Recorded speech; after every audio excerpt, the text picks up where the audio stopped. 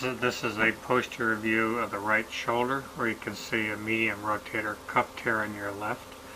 We're now on the bursal side, looking from posteriorly.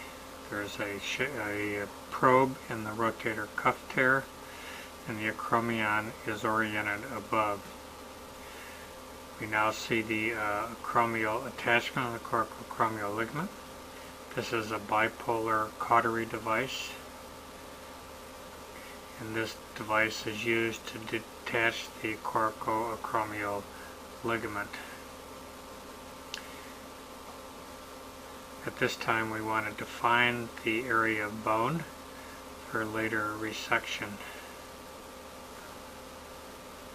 We now have a shaver defining the amount of shaver so that this is well defined. We now bring a high-speed burr.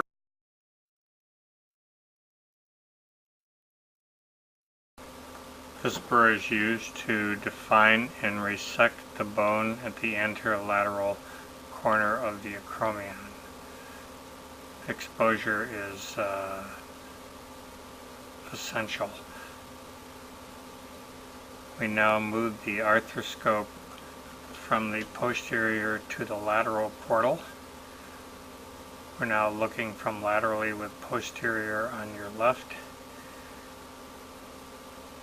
and we resect the soft tissue and then begin to resect the bone by laying the burr on the acromial arch, and then smooth from posterior on your left to anterior on your right.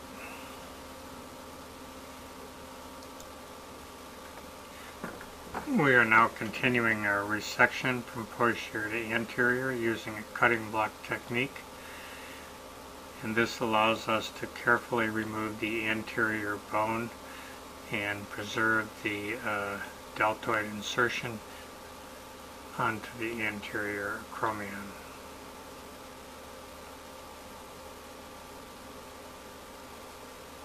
We can just feather our burr to define this resection.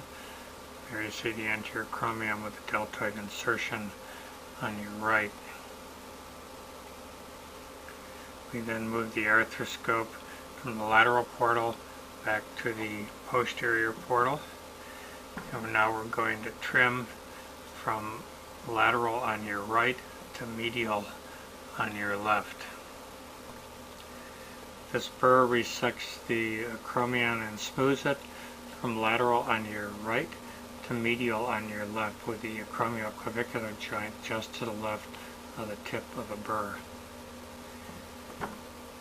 This effectively smooths the acromion in both the lateral to medial and the posterior to lateral plane. We can now direct our attention to the rotator cuff.